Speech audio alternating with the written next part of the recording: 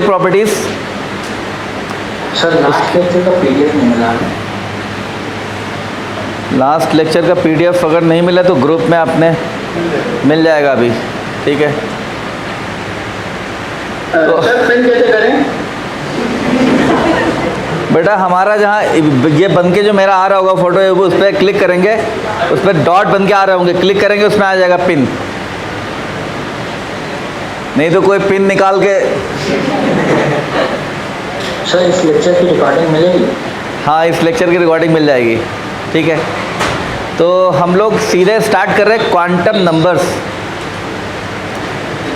Quantum numbers पढ़ेंगे, फिर periodic पढ़ लेंगे, ठीक है। तो एटॉमिक स्ट्रक्चर कुछ लोगों ने थोड़ा सा पढ़ रखा है, कुछ लोगों का स्टार्ट ही नहीं हुआ है। एटॉमिक स्ट्रक्चर वाला पार्ट आप पढ़ेंगे, मयंक सर पढ़ा रहे थे, वो पढ़ाएंगे या फिर मैं ही पढ़ाऊँगा। लेकिन अभी हम लोग क्या कर रहे हैं कि क्वांटम नंबर्स पढ़ेंगे। इसके पहले थोड़ा सा इंट्रोडक्शन पढ़ा था। क्वांटम नंबर्स पढ़ेंगे, इलेक्ट्रॉनिक कन्फिग्रेशन और देन पीरियोडिक प्रॉपर्टीज़। वैसे भी जब पीरियोडिक पढ़ाते हैं तो इतना हमेशा ही पढ़ा देते हैं हम, ठीक है। तो हमने ऑर्बिट पढ़ लिया था, ऑर्बिटल पढ़ लिया था। ऑर्बिटल 4 टाइप्स के पढ़ाए थे आपको, एसपीडीएफ। एस ऑर्बिटल स्फेरिकल होता है, पी डम्बल होता है, एस में कोई नोडल प्लेन नहीं होता है, पी को हम पी डायरेक्शनल होता है, एन डायरेक्शनल नहीं होता है, पी को हम लोग P X P Y P Z में रिप्रेजेंट करते हैं। यस बेटा बोलिए। सर पिछले लेक्चर के नोट्स नहीं मिले थे सर। बेटा मिल जाएंगे, अभी नहीं मिले तो मिल जाएंगे। आपको पहले मांगना चाहिए था। आपके ग्रुप के जो भी कोऑर्डिनेटर हैं, नोट्स मांगना, टाइम टेबल मांगना, ये सब उनसे मांगिए आप, नहीं तो कॉल करिए डायरेक्ट। सर मैंने मैसेज किया था तो कॉल कर लीजिएगा, मिल जाएगा, ठीक है। कॉल कर दीजिए फ़ौरन। ग्रुप में गया होगा, नोट्स मैंने भेज दिए थे अपने एंड से, आपके ग्रुप में नहीं मिला तो उसको ले लीजिए, ठीक है। अभी मैं क्लास के बाद देखता हूँ, ठीक है। तो हम लोग थोड़ा सा क्वांटम नंबर्स पढ़ेंगे। क्वांटम नंबर्स, तो क्वांटम नंबर्स की हेल्प से फिर हम इलेक्ट्रॉनिक कन्फिग्रेशन पढ़ेंगे। जिन लोगों ने एटॉमिक स्ट्रक्चर नहीं पढ़ा है, इसमें हो सकता है कि 1-2 ऐसे टर्म्स आएँ जो अभी आपको क्लियर ना हो, वो एटॉमिक में क्लियर हो जाएगा। लेकिन हाँ, ऐसा कुछ नहीं पढ़ाया जाएगा कि आगे आपको समझ में ना आए। आगे समझ में आ जाए आपको चीज़ें, इसलिए आपको पढ़ा दे रहे हैं, ठीक है। तो क्वांटम नंबर्स क्या हैं? अगर आपको इलेक्ट्रॉन का पूरा बायोडेटा चाहिए, पूरी जानकारी चाहिए, उसके लिए क्वांटम नंबर्स बनाई गई हैं। तो क्वांटम नंबर्स क्या होती है? इलेक्ट्रॉन की जानकारी देती है, इलेक्ट्रॉन की पूरी इन्फॉर्मेशन देती है। पहला पॉइंट है quantum numbers provide information about electron in an atom, ठीक है। क्वांटम नंबर्स कितनी है? 4 टाइप्स की हैं। प्रिंसिपल क्वांटम नंबर है, नंबर 2 एजीमुथल है, मैग्नेटिक क्वांटम नंबर है एंड स्पिन क्वांटम नंबर है, ठीक है। स्पिन क्वांटम नंबर है। ये 4 क्वांटम नंबर्स हैं। देखिएगा, there are 4 quantum numbers. First is principal quantum number, इसको स्मॉल n से रिप्रेजेंट करते हैं। एंड ये it was proposed by Bohr. Bohr ने प्रपोज किया था। इन नोट्स मिल जाएंगे आपको, घर पे बनाइएगा। नंबर 2 है azimuthal quantum number, small l होता है ये। मैग्नेटिक क्वांटम नंबर लिंडे ने प्रपोज किया था। स्पिन क्वांटम नंबर ये दिया था, proposed by Samuel Goudsmit and Uhlenbeck, 2 लोगों ने मिलकर दिया था, ठीक है। ये तो 4 हो गए। एटॉमिक स्ट्रक्चर में एक चीज़ आपने पढ़ी होगी, अभी नहीं पढ़ा होगा किसी ने, पढ़ेंगे, वो है आपका श्रोडिंगर्स वेव इक्वेशन। तो इसमें जो 3 हैं, ये ऊपर के 3 क्वांटम नंबर्स जो हैं, ये क्वांटम नंबर्स को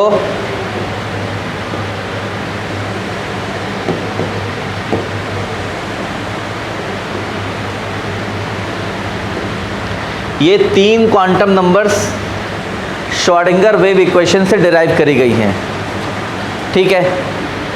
तो इन चारों क्वांटम नंबर से हम क्या क्या सीखेंगे? तो पहली वाली क्वांटम नंबर ऑर्बिट, इलेक्ट्रॉन के ऑर्बिट के बारे में बता देगी। दूसरी वाली इलेक्ट्रॉन का सब ऑर्बिट या फिर सब शेल, सब ऑर्बिट या इसी को सब शेल कहते हैं। ऑर्बिट या शेल के बारे में पहला वाला जानकारी देगा। मैग्नेटिक क्वांटम नंबर इलेक्ट्रॉन के ऑर्बिटल के बारे में इंफॉर्मेशन देगा। और electron spin quantum number electron की स्पिन जो होती है उसके बारे में जानकारी देगा। तो इलेक्ट्रॉन में 4 चीज़ें पता चल गई आपको। ऑर्बिट पता चल जाएगा, ऑर्बिट या शेल, सबशेल जो बताया था SPDF, और देन क्या था ऑर्बिटल, और उसके बाद इलेक्ट्रॉन का स्पिन। ऑर्बिटल कितने टाइप्स के थे? 4 थे। S ऑर्बिटल, ठीक है। P ऑर्बिटल 3 टाइप्स के होते हैं, ठीक है। एक टर्म था ऑर्बिट, ऑर्बिट और शेल, दूसरा है ऑर्बिटल, एक था सबशेल। सबशेल भी 4 होते हैं SPDF। तो सबशेल और ऑर्बिटल में डिफरेंस क्या है? S ऑर्बिटल तो स्फेरिकल होता है, P ऑर्बिटल कितना होता है? Dumbbell shape. P ऑर्बिटल कितने टाइप्स के होते हैं? Px Py Pz। ये Px Py Z इनको डायरेक्शनल नेचर इसमें है। तो P के जो 3 ऑर्बिटल हैं, इन तीनों को कलेक्टिवली क्या बोलते हैं? P subshell. अगर आपसे पूछे कोई कि P ऑर्बिटल में कितने इलेक्ट्रॉन होंगे, तो कोई सा भी ऑर्बिटल हो, एक ऑर्बिटल में कितने इलेक्ट्रॉन? 2। लेकिन P सबशेल में कितने होंगे? 6। D ऑर्बिटल 5 टाइप्स का होता है, dxy, dyz, dxz, dx square minus 5 square, dz square. D के जो 5 ऑर्बिटल्स हैं जो D जनरेट होते हैं, इन 5 को कलेक्टिवली क्या बोलते हैं? D subshell. D सबशेल में कितने इलेक्ट्रॉन होते हैं? 10। D ऑर्बिटल में कितने होंगे? 2। ऑर्बिटल का मतलब एक, कोई सा भी एक, dxy, dyz, dxz, ठीक है। एक ऑर्बिटल को ऐसे दिखाते हैं, एक ब्लॉक से दिखाते हैं, उसमें 2 इलेक्ट्रॉन भरते हैं, एक ऐसा भरते हैं क्लॉकवाइज, 2 इलेक्ट्रॉन है, दोनों की स्पिन अपोजिट होती है, एक क्लॉकवाइज स्पिन के साथ होता है, एक एंटी क्लॉकवाइज। ऐसे दिखाते हैं या फिर ऐसे भी दिखा देते हैं, बस एरो का डायरेक्शन अलग है, इसका मतलब स्पिन दोनों की अलग अलग है, ठीक है। F ऑर्बिटल में 2 इलेक्ट्रॉन होंगे। F ऑर्बिटल 7 टाइप्स का होता है, उनके नेम आपको याद नहीं करने हैं। उन 7 को कलेक्टिवली क्या बोलते हैं? F subshell. तो अगर हम पूछे F सबशेल में कितने इलेक्ट्रॉन होंगे? 14। D सबशेल में 10, P सबशेल में 6, S सबशेल में 2। लेकिन ऑर्बिटल कोई सा भी ले लें, SPDF, सब में कितने होंगे? 2 होंगे। अब इन क्वांटम नंबर्स को डिटेल में पढ़ेंगे। क्वांटम नंबर बहुत इंपॉर्टेंट है। आप कोई सा भी कॉम्पिटिटिव एग्ज़ाम देंगे, बहुत लाइकली है कि आप यू विल गेट 1 क्वेश्चन, ठीक। जो लोग नीट की तैयारी कर रहे हैं उनको तो ज़रूर ही मिल जाता है क्वेश्चन, ठीक है। JEE मेन में भी अक्सर आ जाता है। एडवांस में क्वांटम नंबर के क्वेश्चन आ चुके हैं, कभी आते हैं कभी नहीं आते, क्योंकि एडवांस का पेपर सिर्फ 36 क्वेश्चन होते हैं, तो ज़रूरी नहीं यहाँ से आ जाए। ये आसान है, क्वांटम नंबर एक आसान टॉपिक है, तो यहाँ से क्वेश्चन एडवांस में भी आ जाते हैं, कभी कभी नहीं आते हैं, ठीक है। चलिए आगे बढ़ते हैं, डिटेल में पढ़ते हैं। प्रिंसिपल क्वांटम नंबर जो होता है, ये होता है क्या है? ये ऑर्बिट के बारे में इंफॉर्मेशन देगा। आगे बढ़ते हैं हम लोग। First 3 have been derived from Schrodinger's wave equation. पहले 3 क्वांटम नंबर को श्रोडिंगर वेव इक्वेशन से डिराइव किया गया है, ठीक। अच्छा, क्वांटम नंबर आपको पढ़ाने के बाद समझ में आ गया कि नहीं आ गया, ये मैं आपको खुद ही बताता हूँ। मैं क्वांटम नंबर्स पढ़ने के बाद एक क्वेश्चन हम करेंगे बढ़िया सा, उस क्वेश्चन को करने के बाद आपको लग जाएगा कि भैया क्वांटम नंबर पूरा ठीक से आ गया है, सबको लगेगा, ठीक है। हो सकता है थ्योरी पार्ट में आपको 1-2 पॉइंट ऐसे हों जो लगे कि अभी डिफ़िकल्ट लग रहे हैं, लेकिन जैसे ही एक क्वेश्चन करेंगे आपको सब कुछ क्लियर हो जाएगा। दूसरा क्वेश्चन आप खुद ही आसानी से कर लेंगे आप, ठीक है। आगे बढ़ते हैं। अब नेक्स्ट है प्रिंसिपल क्वांटम नंबर। तो ये क्या बताएगा? प्रिंसिपल मतलब मेन क्वांटम नंबर है, ये फर्स्ट क्वांटम नंबर, ठीक है। इसी से सारे क्वांटम नंबर कनेक्टेड हैं, इससे ही बाकी क्वांटम नंबर का कैलकुलेशन भी करेंगे हम लोग, ठीक है। तो क्या होता है? Tells about orbit of electron, electron के ऑर्बिट के बारे में बताएगा। एन होता क्या है? वही होता है नंबर ऑफ ऑर्बिट, ऑर्बिट का नंबर को बताता है, ठीक है। दूसरा है describe the size of electron wave. यहाँ टर्म आ गया इलेक्ट्रॉन वेव, में भी एक एटॉमिक स्ट्रक्चर नहीं पढ़ा, आगे पढ़ेंगे आपको समझ में आएगा, ठीक है। इट हैज़ इंटीग्रल वैल्यूज़, इसकी वैल्यूज़ इंटीग्रल वैल्यूज़ में होगा 1 2 3 4 एक्सेट्रा हो सकता है। एन कभी 0 नहीं होगा, ऑर्बिट का नंबर 0 नहीं होता है, एन कभी नेगेटिव नहीं होगा, ठीक है, नेगेटिव नहीं होगा, तो ये पॉजिटिव रहेगा, पॉजिटिव इंटीग्रल है, ठीक है। अच्छा, फ्रैक्शनल भी नहीं होगा, ऑर्बिट का नंबर कभी फ्रैक्शनल नहीं होता है। तो 1 2 3 4 हो गया। अब जैसे ये न्यूक्लियस है, हमने बनाया न्यूक्लियस, तो फर्स्ट शेल के लिए n की वैल्यू क्या होती है? 1। यही हमारा प्रिंसिपल क्वांटम नंबर है जिसको आप n कहते हैं। सेकेंड शेल के लिए n की वैल्यू क्या होगी? 2। थर्ड शेल के लिए n की वैल्यू क्या होगी? 3। फोर्थ शेल के लिए n की वैल्यू क्या होगी? 4। इसी को हम लोग k कहते हैं, l कहते हैं, m कहते हैं और ये n कहते हैं, ठीक है। तो ये हमारी क्वांटम नंबर हो गई। चलिए आगे बढ़ते हैं। तो इसमें मोस्ट इंपॉर्टेंट पॉइंट है, बस n पता चल गया आपको, लेकिन इसमें कुछ पॉइंट्स हमने और कवर कर दिए हैं, जैसे number of subshells present in nth shell. Subshell, मैं ऑर्बिटल की नहीं बात कर रहा हूँ, सब शेल जैसे कितनी होती हैं? 4 तरह के ऑर्बिटल होते हैं, 4 ही क्या होती हैं? Subshell, SPDF। Yes sir.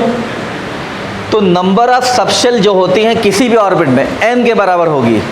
मतलब थर्ड शेल में थर्ड जो n की वैल्यू 3 है, तो सब शेल का नंबर भी क्या होगा? 3 होगा।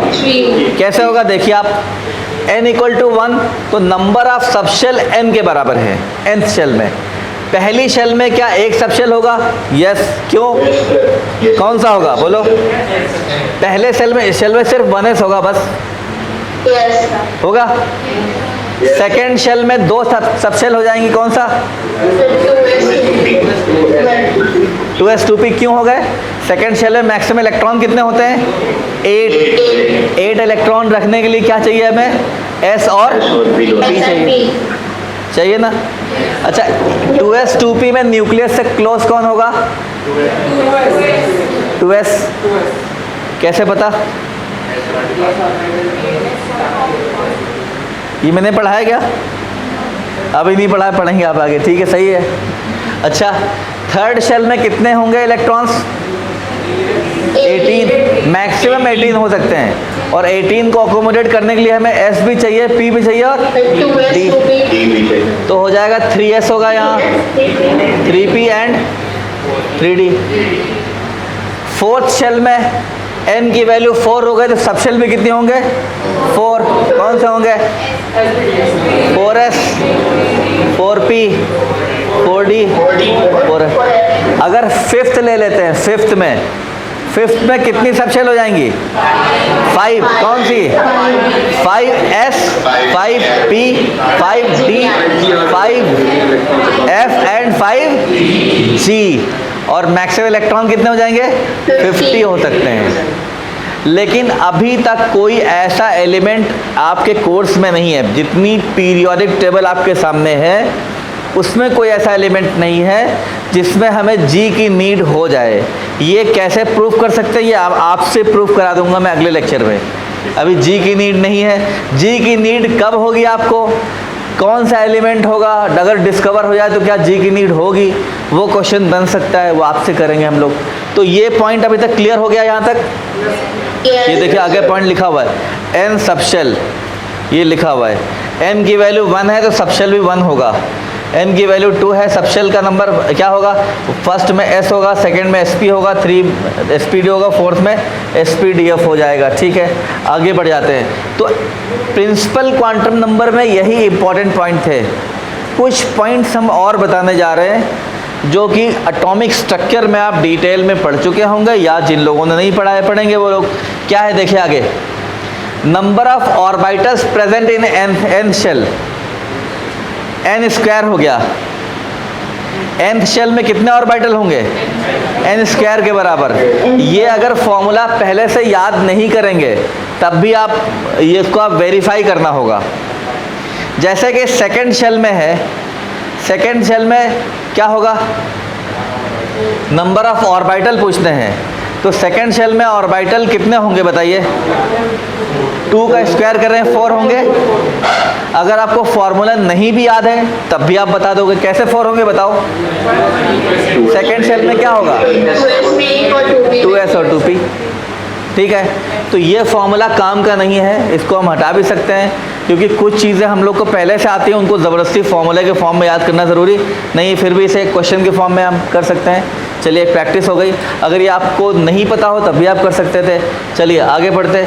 मैक्सिमम नंबर ऑफ इलेक्ट्रॉन्स क्या हो जाएगा? जितने ऑर्बिटल उसका double, because every orbital has 2 electrons, तो उसको 2 से मल्टीप्लाई कर देंगे। ये भी आप कर सकते थे, फॉर्मूला की ज़रूरत तो नहीं है।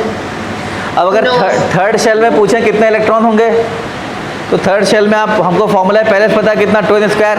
नहीं भी पता है तो थर्ड शेल में 3s होगा, 3p होगा और 3d होगा। 3s में कितना इलेक्ट्रॉन? 2। 3p में कितने हो गए? 6। 3d में कितने हो गए? 10। कितने हो गए? 18। 2n²। फॉर्मूला चेक कर सकते हैं हम लोग। चलिए आगे बढ़ जाते हैं। अच्छा, अभी तक ये जो पॉइंट लिखा है थोड़ा सा आप समझने में आपको डिफ़िकल्ट है। अभी तक जितने भी एलिमेंट नोन हैं, क्या है? नोन हैं, उनमें किसी भी शेल में मैक्सिमम इलेक्ट्रॉन 32 है। कितने हैं? 32। फर्स्ट शेल में मैक्सिमम 2 इलेक्ट्रॉन हो सकते हैं, सेकेंड शेल में मैक्सिमम 8, थर्ड में मैक्सिमम 18, फोर्थ में मैक्सिमम 32, फिफ्थ में कितने हो सकते हैं? 50। बट अभी तक जितने एलिमेंट हैं कोई भी ऐसा नहीं है उनमें से जिसमें इलेक्ट्रॉन्स का नंबर 32 को क्रॉस कर गया हो। कहाँ पर क्रॉस? किसी भी शेल में। फिफ्थ शेल ऐसा नहीं है, बहुत सारे एलिमेंट है जिसमें 5 शेल हैं, 6 भी हैं, 7 भी हैं, लेकिन 6th और 7th शेल में भी इलेक्ट्रॉन का नंबर 32 को क्रॉस नहीं किया अभी तक। अब पूछेंगे ऐसे क्यों? वो भी आप देखेंगे, प्रूफ कर लेंगे आप। भाई फिफ्थ शेल में 50 हो सकते हैं, 6th शेल में 72 इलेक्ट्रॉन हो सकते हैं, नहीं हो सकते हैं? 2n²।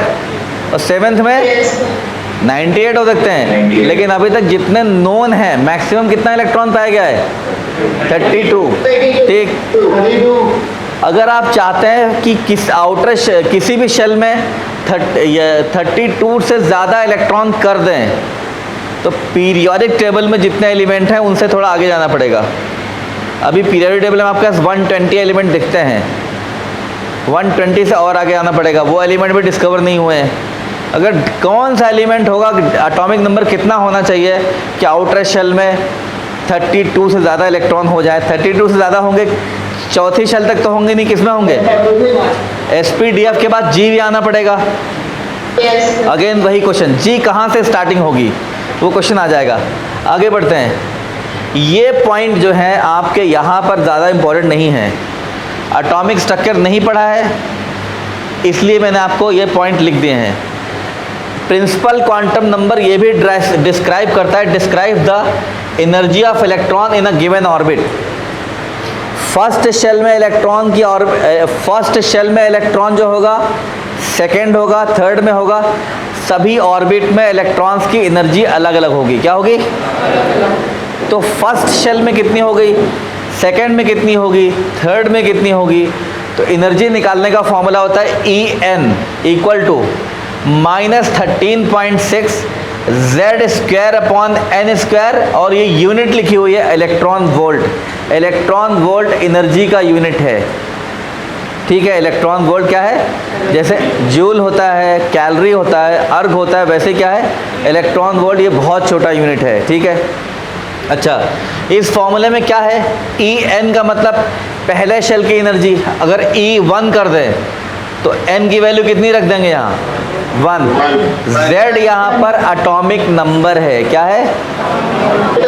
Z is atomic number, और n क्या है? Number of shell.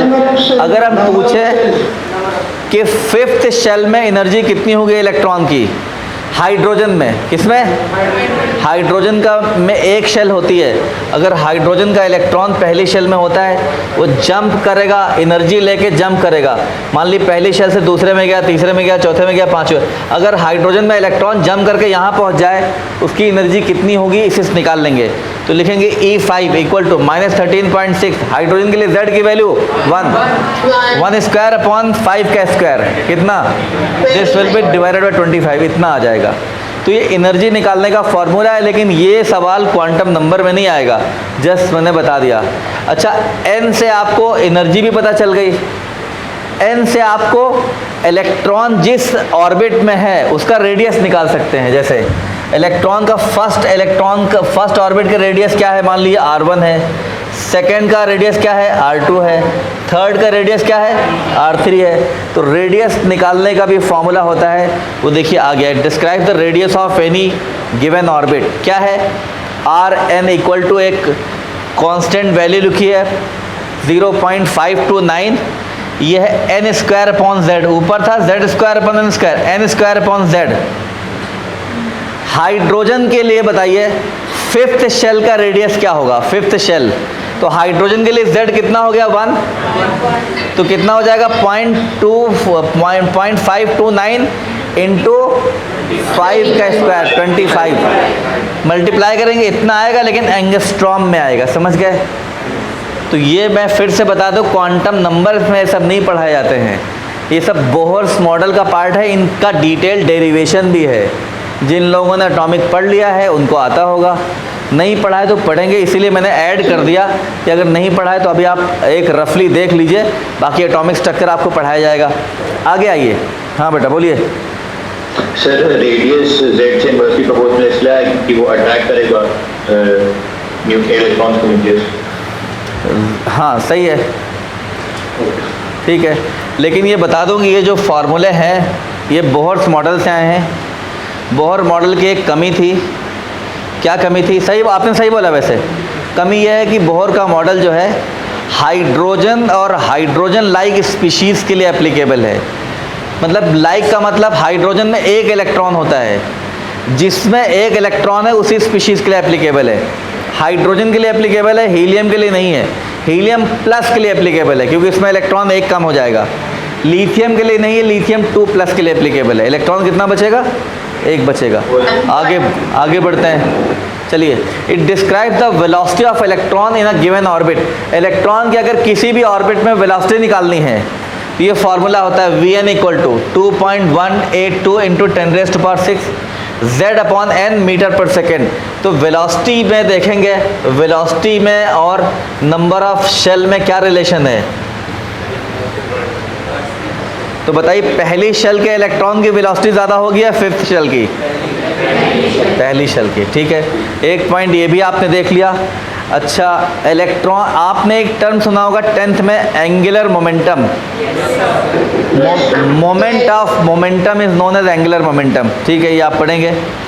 Angular momentum जो इलेक्ट्रॉन का होता है वो क्वांटाइज्ड होता है। क्या होता है, क्वांटाइज्ड। अब आप पूछेंगे क्वांटाइज्ड क्या होता है, तो ठीक है, ये भी एटॉमिक स्ट्रक्चर का पार्ट है, मैं सीधे बता देता हूँ।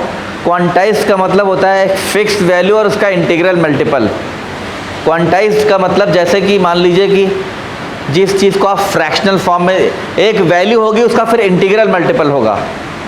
जैसे फुटबॉल, बताइए क्वांटाइज्ड है कि नहीं है, यस सर, यस सर, है, फुटबॉल क्वांटाइज्ड है। क्यों, फुटबॉल 1 होगा फिर 2 होगा, 1.5 फुटबॉल होता है। अगर फ्रैक्शनल वैल्यू इसकी नहीं है, बीच में नहीं, सिर्फ 1 होगा फिर 2 होगा फिर 10 होगा, है ना। ट्यूबलाइट क्वांटाइज्ड है, ट्यूबलाइट को अगर तोड़ देंगे, हाफ कर देंगे तो ये ट्यूबलाइट नहीं रहेगा। अच्छा, आप जिस बेंच पे बैठे ये क्वांटाइज्ड है, बेंच को काट देंगे तो बेंच नहीं रहेगी रहेगी, क्वांटाइज्ड नहीं है। बेंच को काट के 2-3 स्टूल बन जाएंगे और क्या होगा, बेंच क्वांटाइज्ड नहीं। वैसे तो खैर इस पर बहस हो सकती है। अच्छा, कार क्वांटाइज्ड है क्या, 2 लोगों ने कार खरीदी, लड़ाई होगा, बोले आधे काट लेते हैं, क्यों, कार को बीच से काटे 2 बाइक नहीं निकल जाएंगी। अच्छा ठीक है, क्वांटाइज का मतलब सुनिए क्या होता है, किसी चीज़ का कोई क्वांटिटी होगी उसका एक इंटीग्रल मल्टीपल होगा, बस फ्रैक्शनल वैल्यूज, बीच की वैल्यूज पॉसिबल नहीं होंगी, ठीक है। तो एंगुलर मोमेंटम इलेक्ट्रॉन का क्वांटाइज होता है, ये भी बोहर का बहुत इंपॉर्टेंट पार्ट है, बोहर मॉडल का। अब डिटेल में पढ़ेंगे, यहाँ सिर्फ फॉर्मूला लिख रहा हूँ। Angular momentum of any orbit, ठीक है, ये कितना होता है, इलेक्ट्रॉन का होता है angular momentum of electron in any orbit. ये होता है, एक्चुअली होता है ये h/2π होता है, बाहर ये n लगा दिएगा क्वांटाइजेशन के लिए, n मतलब एंगुलर मोमेंटम है h/2π है, n से मल्टीप्लाई होगा। तो एंगुलर मोमेंटम की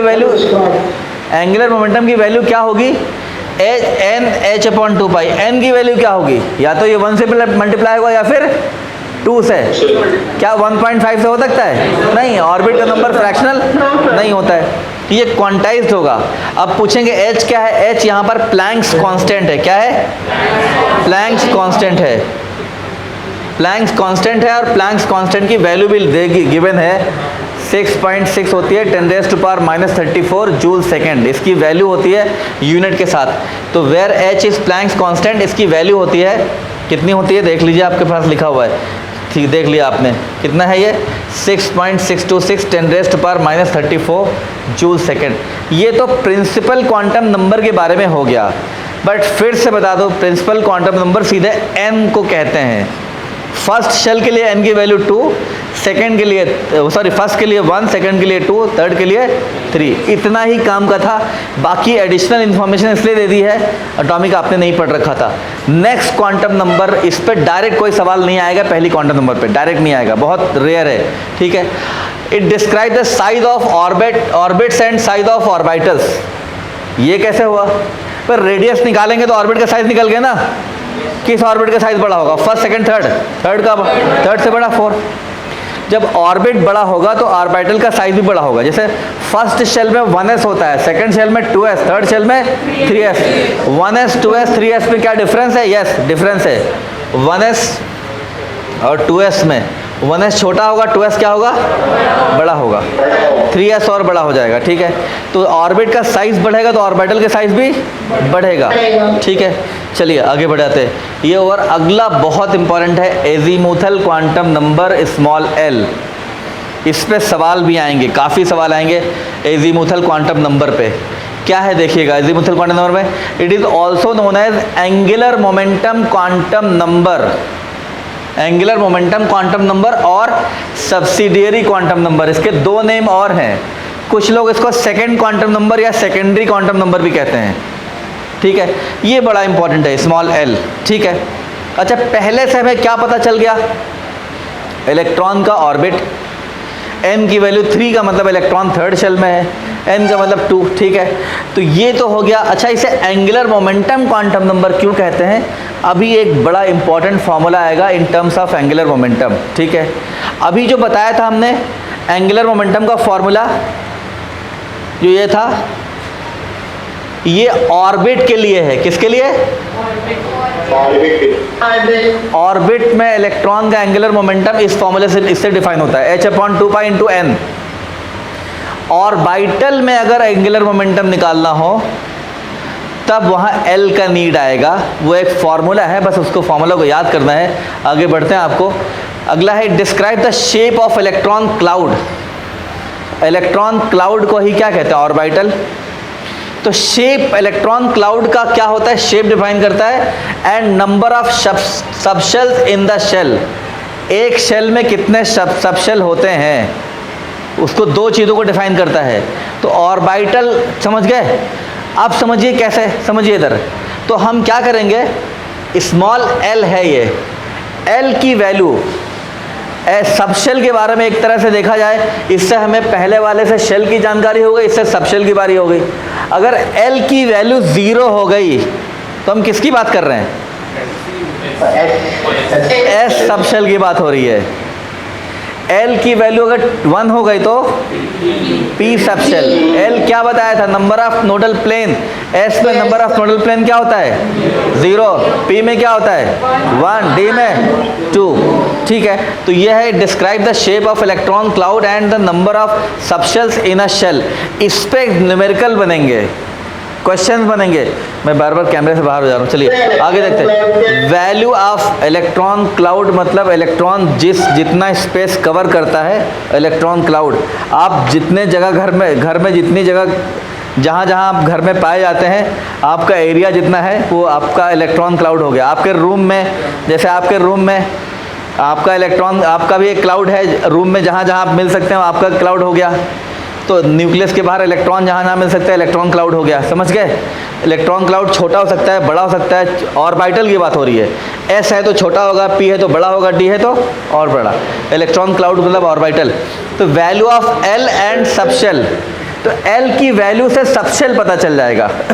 जैसे एल की वैल्यू 0 है तो किस सबशेल की बात चल रही है? एस। एल की वैल्यू 1 है तो किसकी बात चल रही है? 2 है तो डी, और 3 है तो एफ। ठीक है, अच्छा एल की वैल्यू पे क्वेश्चन आएगा, वैल्यूज ऑफ एल। एल की वैल्यू देखिए क्या होती हैं, 0 to n-1। एल की वैल्यू 0 से n-1 तक होगा। मतलब क्या हुआ, इफ n इक्वल टू 1 है तो L की वैल्यू क्या होगी, 0 होगा और n-1। 0 तो होगा ही और 1-1 मतलब 0 ही होगा। अगर n इक्वल टू 1 है तो L की वैल्यू क्या होगी, 0। ठीक है, L की वैल्यू तो 0 होगी, L की कितनी वैल्यू होंगी, 1। नहीं समझे? समझ गए ना? L की वैल्यू तो क्या होगी, 0, लेकिन L की कितनी वैल्यू होंगी? अगर n इक्वल टू 1 है तो L की 1 वैल्यू होगी, लेकिन वैल्यू क्या होगी, वो 0। अच्छा, इफ n इक्वल टू रख दें 2 तो L की वैल्यू क्या होगी, 0 होगी, 0 होगी और n-1 होगी। 0 तो होगी n-1, 2-1 कितना बचा? ठीक है, अच्छा अब ले लेते हैं n equal to, if n equal to 3 करते हैं तो L की वैल्यू क्या होगी, 0 होगी, 1 होगी एंड 2 होगी। इफ n इक्वल टू रख दें हम 4 रख दें तो L की वैल्यू क्या होगी, 0, 1, 2। समझ गए? अब आप कह सकते हैं सर ऐसा क्यों हो गया, ये भी मैं एक्सप्लेन कर देते हैं। चलिए इसको कैसे एक्सप्लेन करेंगे, हाँ बोलिए बेटा। ठीक है, हाँ बोलो बेटा, बोलो। सर एस का एल 0 इसलिए आता है क्योंकि उसमें डायरेक्शनल ग्रेडियंट का एंगुलर मोमेंटम 0 है। एस का एल इससे 0 होता है, एल डिफाइन करता है नोडल प्लेन को, एस पे नोडल प्लेन नहीं होते हैं। चलिए अगला पॉइंट देखेंगे, तो number of orbitals in a subshell. Again ये आपको नहीं पता है तब भी कर लेंगे। एक सबशेल में कितने ऑर्बिटल होंगे, 2l+1, 2l+1। आप देखो ना s के लिए, s में कितने ऑर्बिटल होंगे, 2l+1। कैसे होंगे, काउंट करो, s में कितने ऑर्बिटल होंगे, 2l+1। अच्छा बताए s के लिए l की वैल्यू होती क्या है, 0। 2 × 0 + 1 कितना हो गया, 1। p में कितने ऑर्बिटल होंगे, तो 2 × 1 + 1 कितने हो गए, 3। अच्छा d में कितने होंगे, 5। कैसे हुए, 2 × 2 + 1। तो number of orbital in a subshell ये तो निकल गया, कितना हो गया, 2l+1 हो गया। ठीक, अगला पॉइंट है मैक्सिमम नंबर ऑफ इलेक्ट्रॉन कितना होगा, ऑर्बिटल्स के नंबर का डबल नहीं हो जाएगा, बस 2 से मल्टीप्लाई करते हैं, जितने ऑर्बिटल उसका double, because every orbital can have maximum 2 electrons. तो मैक्सिमम इलेक्ट्रॉन्स है, मैक्सिमम इतने हो सकते हैं, ज़रूरी नहीं कि हो। मैक्सिमम इलेक्ट्रॉन्स का नंबर ऑर्बिटल का डबल हो सकता है। अगर टोटल ऑर्बिटल 10 है तो मैक्सिमम इलेक्ट्रॉन कितने हो सकते हैं, 20 हो सकते हैं। ठीक है, तो किसी भी शेल में मैक्सिमम इलेक्ट्रॉन कितने होते हैं, 2n²। कितना होता है, 2n²। किसी भी ऑर्बिटल में मैक्सिमम इलेक्ट्रॉन कितने होते हैं, 2। लेकिन सबशेल में, एस सबशेल में 2, पी सबशेल में 6, डी सबशेल में 10, एफ सबशेल में 14। सबशेल और ऑर्बिटल में डिफरेंस क्या है, जैसे पी में, पी ऑर्बिटल में 2 इलेक्ट्रॉन होते हैं, लेकिन पी के जो 3 ऑर्बिटल्स होते हैं, px, py, pz, तीनों को कलेक्टिवली ले लेंगे जिनकी एनर्जी सेम हो, डीजेनरेट, उनको तीनों को मिला के क्या बोलेंगे, पी सबशेल। समझ गए? तो एस ऑर्बिटल और एस सबशेल में कोई डिफरेंस एक तरह से है ही नहीं, 2 ही 2। पी ऑर्बिटल का मतलब 1 ऑर्बिटल, पी सबशेल का मतलब 3, डी ऑर्बिटल का मतलब 1 ऑर्बिटल, डी सबशेल का मतलब 5 ऑर्बिटल। एफ कोई प्रॉब्लम है क्या, सही आ रहा है? ओके चलिए अगला पॉइंट है ऑर्बिटल एंगुलर मोमेंटम। वो जो एंगुलर मोमेंटम था वो किस में था, ऑर्बिट में। ये क्या है, ऑर्बिटल एंगुलर मोमेंटम को डिफाइन करने के लिए फॉर्मूला होता है ये h/2π। वो h/2π multiplied by small n था, ये मल्टीप्लाइड बाय किससे है? L into L plus one. क्या है? इस पर बहुत सवाल आते हैं बेटा, ये बहुत ज़्यादा इंपॉर्टेंट फॉर्मूला है, खूब पूछा जाता है। जान लीजिए, आपको भी जितने एग्ज़ाम देंगे आपको ये फॉर्मूला दिखेगा बेटा। अगर नहीं दिख रहा क्लियर तो आगे आ जाइए, ठीक है, समझिए। अब मैं आपसे पूछने जा रहा हूँ, ठीक से सुनिए। अगर मैं पूछूं ऑर्बिटल एंगुलर मोमेंटम बताइए 4s के लिए, किसके लिए? 4s के लिए। सुनिए, 0 हो गया, सही बोला। क्यों भाई? h/2 तो है, l की वैल्यू s के लिए क्या होगी? 0 होगी। अब चाहे वो 4s हो, चाहे 3s हो, चाहे 1s हो, क्या रहेगा? l की वैल्यू 0 रख देंगे, s के लिए 0। अगर अब पूछें 2p, 3p, 4p, 5p, 7p, कोई सा भी p होगा तो क्या होगा? ये p के लिए कितना हो जाएगा? l की वैल्यू 1, अंदर 1 प्लस 1 कितना हो गया? √2। √2 और कैंसिल, √2 और 2 कैंसिल करेंगे, h अपॉन √2 पाई हो जाएगा। समझ गए? समझ गए? अब अक्सर आएगा ऑर्बिटल एंगुलर मोमेंटम निकालिए 3D के लिए। बच्चा सोचता है कि भी देखा नहीं 3D के लिए क्या होगा, 4D के लिए क्या होगा। तो 3D हो चाहे 4D हो, यहाँ 3 का कोई यूज़ नहीं है, D के रहा है सिर्फ। ये ऑर्बिटल के लिए है, ऑर्बिटल के लिए ध्यान दीजिएगा।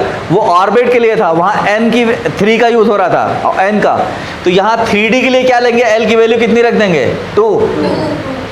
2 अंदर कितना हो जाएगा? 2 + 1 3, 3 × 2 √6 इंटू h/2 पाई। इसको सॉल्व सिंप्लीफाई कर लेंगे। और 4f के लिए क्या होगा? l की f ऑफ फॉक्स, s नहीं बोल रहा हूँ, 3 रख देंगे। समझ गए? इसके कुछ एग्जांपल्स भी लिए हमने। एग्जांपल्स क्या है देखिए। Orbital angular momentum of s orbital कितना हो गया? 0। s के लिए 0 हो गया। Orbital angular momentum of p orbital कितना है? √2/h/2 पाई। इसको सिंप्लीफाई कर सकते हैं, ठीक। नेक्स्ट है orbital angular momentum of d, कितना हो गया है? ये p के लिए था, कितना हो जाएगा? √3 होगा।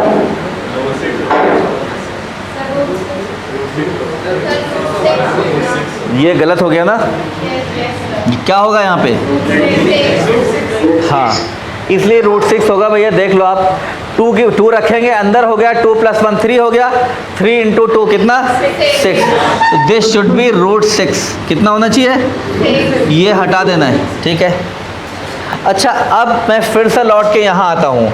आप पूछेंगे सर ये कैसे आ गया? भाई l की वैल्यू 0 होने पर ये समझ में आया s की बात चल रही है। किसकी? 1 होने पर p के बाद। ये लास्ट लेक्चर से कनेक्टेड है, नोडल प्लेन से। p होने 2 होने पर 1 होने पर p की बात चल रही है, 2 होने पर d की बात चल रही है, f होने 3 होने पर। तो ये क्या है? ये कैसे हो गया? l = 0 to n-1, और ये हमने कैसे निकाला है? तो जो हमने बताया s के लिए l की वैल्यू 0, p के लिए 1, d के लिए 2, f के लिए 3, ये वही चीज़ है, लेकिन ये आप रिलेट नहीं कर पा रहे। मैं इसको रिलेट कर देता हूँ। चलिए देखिए, रिलेट करता हूँ। क्या है? देखिए, हमने लिखा था l की वैल्यू कितनी होगी? 0 to n-1। देखते हैं ये बात सही है कि नहीं, ये बात जो मैंने लिखी है। चलिए देखते हैं अगले पेज पे। ये रहा। अब हमने बताया था l की वैल्यू जो होती है 0 to कितनी होती है? n-1, ठीक है। यही तो होती है। चलिए न्यूक्लियस बनाते हैं। ये रहा फर्स्ट, पहला शेल n = 1, दूसरा शेल n = 2, तीसरा शेल n = 3, चौथा हो गया n = 4।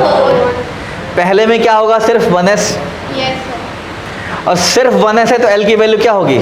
0। दूसरे में क्या होगा? 2s and 2p। l की वैल्यू इसके लिए 0 और इसके लिए 1। यहाँ पर क्या हो गया? 3s होगा, 3p एंड 3d। तो l की वैल्यू क्या हो गई? 0 1 2, 0 1 2। तो l की वैल्यू n से -1 रहेगी, n के बराबर कभी नहीं होगी। एक बहुत पॉपुलर क्वेश्चन जो आगे देखेंगे आप, कि क्वांटम नंबर्स का एक सेट गिवन होगा, पूछते हैं कौन सा सेट वैलिड नहीं है। तो अगर n इक्वल टू 3 लिखा है और l इक्वल टू भी 3 लिख दिया है तो ये पॉसिबल नहीं है। ऐसा क्वेश्चन आता है, ढूंढने होंगे आपको, ठीक है। अब बताइए यहाँ n इक्वल टू 4 है तो 4 में होगा क्या, l की वैल्यूज की, पहले तो l की वैल्यूज बताइए, l की वैल्यूज बताइए, इस फॉर्मूले से बताइए पहले। 0 1 2 3, क्यों 4 वैल्यूज हुई पता है क्यों? 4s के लिए 0, 4p के लिए 1, 4d के लिए ये, 4f के लिए, समझ गए? इसका मतलब ये बात जो हमने बोली थी और SPDF के हेल्प से जो बोली, दोनों क्या हैं? सेम है। तो हमने एजीमुथल क्वांटम नंबर समझ लिया, इससे हमें सबशेल का आइडिया हो गया, इससे एंगुलर मोमेंटम जो है ऑर्बिटल एंगुलर मोमेंटम भी निकलता है। ऑर्बिट में जो एंगुलर मोमेंटम था वो h/2π multiplied by small n, यहाँ h/2π मल्टीप्लाइड बाय रूट में l इंटू l+1। समझ में आया? ये बहुत इंपॉर्टेंट क्वांटम नंबर है। इसके बाद अगला और भी इंपॉर्टेंट है, थर्ड क्वांटम नंबर है मैग्नेटिक क्वांटम नंबर। क्या है? इसमें सारे पॉइंट कवर हो गए हैं। आ गया magnetic quantum number small m। किसी को कोई ट्रबल हो तो बोलिए पहले। सर एंगुलर मोमेंटम क्या होता है? एंगुलर मोमेंटम होता है मोमेंट ऑफ मोमेंटम। सुनिए बताता हूँ क्या होता है, ये फिजिक्स का टर्म है। अगर ये मान लीजिए, ठीक है, ये कोई एक्सिस है, इसके अराउंड कोई बॉडी घूम रही है, ये मान ली न्यूक्लियस है, इलेक्ट्रॉन यहाँ घूम रहा है, तो इलेक्ट्रॉन का अपना मास होगा और ये घूम रहा है, इलेक्ट्रॉन इस तरह से घूमेगा, इलेक्ट्रॉन की वेलोसिटी हो गई, मास होगा, इलेक्ट्रॉन की अपनी वेलोसिटी होगी, मास m वेलोसिटी v। तो मोमेंटम पता है क्या होता है? ये तो फिजिक्स का है, मुझे बताने की ज़रूरत नहीं है वैसे, ये अभी आप बहुत जल्दी पढ़ोगे। मोमेंटम होता है mv, ये तो जानते होंगे। मोमेंटम का मोमेंट लेना है, मोमेंट लेने का मतलब होता है परपेंडिकुलर डिस्टेंस है मल्टीप्लाई कर देना। जैसे इलेक्ट्रॉन यहाँ पर होगा, इसकी टेंजेंशियल वेलोसिटी यही तो होगी, ऐसे, और यहाँ से इसकी परपेंडिकुलर डिस्टेंस किसके बराबर होगी? रेडियस के बराबर। अगर ये न्यूक्लियस रेडियस के बराबर होगा तो बस mv इंटू आर कर देंगे, इसका मोमेंट ले लेंगे, इसको बोलते हैं एंगुलर मोमेंटम। तो एंगुलर मोमेंटम क्या होता है? Mass of electron into velocity of electron into perpendicular distance from the axis of rotation. ठीक है, अगर हम एक थ्रेड ले लें, थ्रेड में आप कोई एक ये रिमोट उसमें थ्रेड में बांध दीजिए, घुमाइए ऐसे ऐसे, घूमेगा? या आपको रस्सी में बांध के ऐसे घुमाएं तो आपका भी एंगुलर मोमेंटम होगा कि नहीं होगा? होगा। कोई बॉडी अगर घूम रही है ऐसे ऐसे एक्सिस के अराउंड, उसका मास इंटू वेलोसिटी इंटू उसकी परपेंडिकुलर, तो मोमेंटम को परपेंडिकुलर डिस्टेंस से मल्टीप्लाई कर दे। जब कोई बॉडी घूम रही किसी एक्सिस के अराउंड तो क्या बन जाता है? वो एंगुलर मोमेंटम। जब परपेंडिकुलर डिस्टेंस से मल्टीप्लाई करते तो बोलते हैं मोमेंट ले लिया है। मोमेंटम का मोमेंट ले लेना, मोमेंट मीन्स परपेंडिकुलर डिस्टेंस से मल्टीप्लाई करना। Moment of momentum is known as angular momentum. ये फिजिक्स का बहुत इंपॉर्टेंट टॉपिक है और अच्छे डिफिकल्ट टॉपिक्स में आता है। ये फिजिक्स वाले सर ही डिटेल में पढ़ाएंगे, वो तो थोड़ा बहुत हम लोग को याद रहता है, फिजिक्स हम लोगों ने ही पढ़ी है, ठीक है, केमिस्ट्री पढ़ा रहे हैं तब भी क्या एक टाइम सारी चीज़ें पढ़ी हुई है। तो मैग्नेटिक क्वांटम नंबर की हम बात करने जा रहे हैं, इसको रब कर देते हैं, ठीक है। यस बेटा। सर 1s और 2s में सर ये डिफरेंस है क्या कि 1s में एक s ऑर्बिटल है और 2s में 2s ऑर्बिटल है? नहीं, 1s में 2s ऑर्बिटल कहाँ है?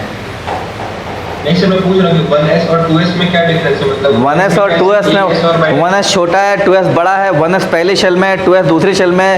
1s के लिए एनर्जी कम है, 2s के लिए एनर्जी ज़्यादा है। समझ गए? 1s के लिए क्या होगा? एंगुलर मोमेंटम, अगर वो एंगुलर मोमेंटम की बात नहीं कर रहे हैं तो 0 ही आएगा 1s 2s के लिए। 1s पहली शेल में है, 2s दूसरी शेल में है। एनर्जी का डिफरेंस है, साइज़ का डिफरेंस है, डिफरेंस हो गया। दोनों में n अलग हो गया। तो अब लिखा, देखिए 1s लिखा, (1s 2s) इसका प्रिंसिपल क्वांटम नंबर कितना है? ये क्या है? 2। SPDF के पहले जो लिखा होता है वो क्या होता है? n का मतलब व्हाट? Principal quantum number. समझ में आ रहा है? ओके चलिए आगे बढ़ते हैं। देखिए अभी एक मैंने कहा आपको हो सकता है बिल्कुल समझ में नहीं आया, हो सकता ना आया हो। एक न्यूमेरिकल हम करते हैं तब पूरा समझ में आ जाएगा। बस 2 क्वांटम नंबर और है, ये तो थोड़ा सा टाइम लगेगा, स्पिन अगले लास्ट वाले में टाइम बहुत कम लगेगा। इस मैग्नेटिक क्वांटम नंबर है स्मॉल m। ये क्या बताता है? चलिए बताइए, कोई आप में से कोई बताएगा? अभी बचा क्या है इलेक्ट्रॉन का? Orientation of orbital. ठीक है, सही बताया, ओरिएंटेशन ऑफ ऑर्बिटल है। It describe the orientation of subshells. Subshells में जो ऑर्बिटल्स होते हैं उनका ओरिएंटेशन बताएगा। ठीक है, इसकी वैल्यूज कहाँ से होंगी? देखिए L की वैल्यू क्या थी? 0 to n-1। इसकी वैल्यूज कैसे होगी? सुनिए, माइनस इसकी वैल्यू L पे डिपेंड करेगी। देखिए एक पॉइंट, जो n पे डिपेंड करता है L और L पे डिपेंड करता है M, लास्ट में आएगा S। S किसी पे डिपेंडेंट नहीं है, N भी किसी पे डिपेंडेंट नहीं है, लेकिन N पे डिपेंडेंट है L और L पे डिपेंडेंट है M। तो 2 डिपेंडेंट क्वांटम नंबर्स हैं। कौन सी वाली? सेकेंड और थर्ड। ठीक, सेकेंड वाली एक्चुअली इसको हटा दे तो बाकी दोनों तो इस पे n पे डिपेंड कर रही हैं। m इस पे डिपेंड करेगा या इस पे डिपेंड करेगा, सब कनेक्टेड है। ठीक है, तो इसकी वैल्यूज जो होती हैं इसको ऐसे पढ़ते हैं, -L to 0 to +L। -L से लगा के +L इंक्लूडिंग 0, ये होता है। अगर मतलब कहने का मतलब हुआ अगर m अगर 0 है, अगर L 0 है, मैं आगे बढ़ता हूँ, ये पॉइंट सब लिख दिया। हम यहाँ पे कुछ सॉल्व करने जा रहे हैं। इधर देखिए, इधर सॉल्व करने जा रहे हैं, हम कुछ लिखने जा रहे हैं। चलिए, तो ये तो हमने लिख दिया। इधर देखिए कुछ पॉइंट पहले वो देख लीजिए। टोटल वैल्यूज़ क्या होंगी? m = 2l + 1 हो जाएगा। टोटल वैल्यूज़ ऑफ m कितनी होंगी? 2l + 1। ये मैं सब एक्सप्लेन कर रहा हूँ, कुछ भी नहीं याद करना, सिर्फ आपको याद करना ये वाला। ठीक है, अच्छा, each value corresponds to n orbital. m की जितनी वैल्यू होंगी, हर वैल्यू एक ऑर्बिटल को करस्पॉन्ड करेगी। मतलब हर ऑर्बिटल के लिए m की एक वैल्यू होगी। जैसे p में कितने ऑर्बिटल होते हैं? 3। तो m की कितनी वैल्यूज होंगी? 3। s में कितने ऑर्बिटल होते हैं? 1। m की कितनी वैल्यूज होंगी? 1। d में कितने ऑर्बिटल होते हैं? 5। तो m की वैल्यूज भी 5। f में कितने होते हैं? 7। तो m की वैल्यूज 7। m की वैल्यूज आपको अच्छे से समझ में आना ज़रूरी है, मैं वही समझाने जा रहा हूँ। अभी तो सिर्फ बोल दिया। Each value corresponds to an orbital, एक ऑर्बिटल को रिस्पॉन्ड करेगा। अगला पॉइंट है, अच्छा थोड़ा सा इसमें गैप हो गया, एस सबशेल हैज़ 1 ऑर्बिटल, तो m की वैल्यू भी कितनी होगी? 1। p सबशेल हैज़ 3 ऑर्बिटल्स, तो p की value 3। d subshell has 5 orbitals and f subshell has 7 orbitals, तो वैल्यू भी कितनी होगी? 7 होगी। तो जैसे मैं लिखूँ अगर इफ़ l = 0 है तो m की वैल्यू भी क्या होगी? -L to +L इंक्लूडिंग 0, तो -0, 0 + 0, अल्टीमेटली सब क्या हो गया? 0 ही रहा। इफ़ l = 1 हो गया तो m की वैल्यूज -1, 0 एंड +1। लेकिन अब सोचने की बात है कि l = 1 है तो किसकी बात चल रही है? p की। p में कितने ऑर्बिटल? 3। और हर ऑर्बिटल के लिए m की एक वैल्यू है, कौन सी है? इफ अगला देखिए, इफ हम रखते हैं l = 2 रखते हैं तो m की वैल्यू बताइए क्या होंगी? वैल्यू कितनी? वैल्यू हुई कितनी? 5। टोटल वैल्यू कितनी होगी? 5। टोटल वैल्यू 5 कैसे हुई? देखो 2l + 1, 2 × 2 + 1 कितनी हो गई? 5। ये भी याद करने की ज़रूरत नहीं है, आप अगर क्वेश्चन आएगा तो खुद ही क्रॉस चेक कर लोगे, ऑप्शनल है ना, वेरीफाई वैलिडेट करना होगा बस। यस सर फिर से एक्सप्लेन कर दीजिए, समझ नहीं आया। चलिए ठीक है, एक्सप्लेन कर रहा हूँ, ठीक है। ये पॉइंट आपको दिख रहा है, यस सर। ये फार्मूला सिर्फ देखिए अभी आप इस फार्मूले को देखिए, मैं एक्सप्लेन कर रहा हूँ अभी, देखिए फार्मूले को पहले। अगर L 0 है तो M भी 0 होगा, L 0 है तो M की वैल्यू 0 होगी, M की कितनी वैल्यू होगी 1। L 1 है तो M की वैल्यू 3 होंगी, कौन कौन से होंगी, -1 0 +1। L 2 है तो M की इतनी वैल्यू हो जाएंगी, -2 -1 0 +1 +2। और वैसे ही इफ़ L = 3 है तो M की वैल्यू कितनी होगी, -3 -2 -1 0 +1 +2 +3, कितने हो गए, 7 हो गए।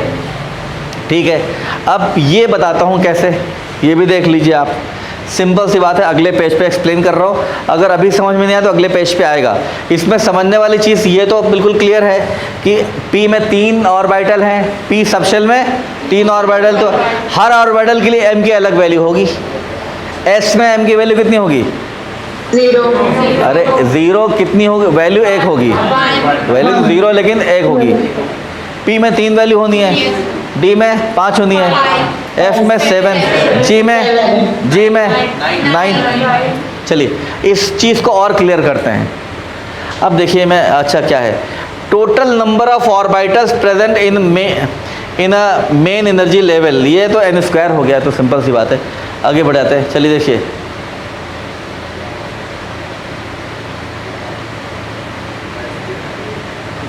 हाँ यहाँ देखते हैं, जैसे ये S है, S के लिए L की वैल्यू क्या हो गई, 0। P है, P के लिए L की वैल्यू 1। D है, L की वैल्यू 2, और F 3।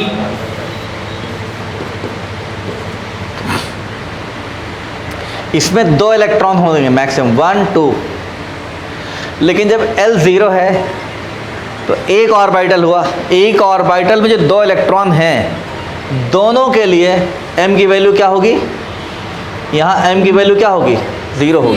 0 1 यहाँ पे क्या होगा, M की वैल्यूज 3 हो सकती हैं, कौन सी, एक इलेक्ट्रॉन ये रहा, दूसरा ये रहा, तीसरा ये रहा। ऑर्बिटल्स में हम इलेक्ट्रॉन की फिलिंग करते हैं, क्या करते हैं, इलेक्ट्रॉन्स की फिलिंग करते हैं। तो पहले जो डीजेनरेट ऑर्बिटल्स होते हैं, कौन से, जिनकी एनर्जी आपस में क्या हो, तो डीजेनरेट ऑर्बिटल में एक रूल होता है, हुंड्स रूल, जो आगे पढ़ने वाले हैं। पहले में सभी में एक एक फिल करके तब पेयरिंग करते हैं। तो P में होते कितने हैं, 6, पहले 3 कर दिए, फिर पेयरिंग कर दिए, 4 5 एंड 6। ठीक, अब समझिए, हर ऑर्बिटल के अंदर एक इलेक्ट्रॉन क्लॉकवाइज है, दूसरा एंटी क्लॉकवाइज। M की वैल्यूज बताइए क्या क्या होंगी, -1 0 और +1। बट समझिए इधर एक पॉइंट, P की बात करें, ये रहा P, L = हो गया यहाँ पर 1। M की जो वैल्यूज होंगी, अब ज़रूरी नहीं कि आप किनारे के लिए -1 लें, वैल्यूज तीनों ऑर्बिटल के लिए अलग अलग लेंगे आप। जैसे देखिए, अगर आप इसका ले लेते हैं -1, अब -1 बाकी 2 के लिए नहीं लेंगे। अब 2 वैल्यू बची, कौन कौन सी, 0 और +1। अगर आप पहले के लिए ले लेते हैं 0 तो 2 वैल्यू बची, यहाँ पे -1, यहाँ पे +1। आप पहले के लिए +1 ले सकते हैं, फिर -1 0 कर सकते हैं, या फिर +1 0 और कुछ भी कर सकते हैं। मतलब 3 वैल्यूज़ होंगी तीनों ऑर्बिटल, लेकिन तीनों वैल्यू क्या होंगी, अलग होंगी। मतलब 2 इलेक्ट्रॉन के लिए एक ऑर्बिटल में दोनों के लिए सेम होगा, दूसरे में दोनों के लिए सेम होगा, तीसरे के लिए, लेकिन तीनों की आपस में क्या होगी, डिफरेंट होगी। वैसे यहाँ L = 2 है, तो L = 2 में M की वैल्यू कितनी होंगी, 5। m की वैल्यू कौन कौन सी होंगी? -2, -2, +2 भी लिख सकते हैं, -1, +1 और 0, ऐसा भी लिख सकते हैं। समझ में आया कि नहीं आया? ज़रूरी नहीं कि आप माइनस से स्टार्ट करके प्लस तक जाओ। एक मिनट बेटा,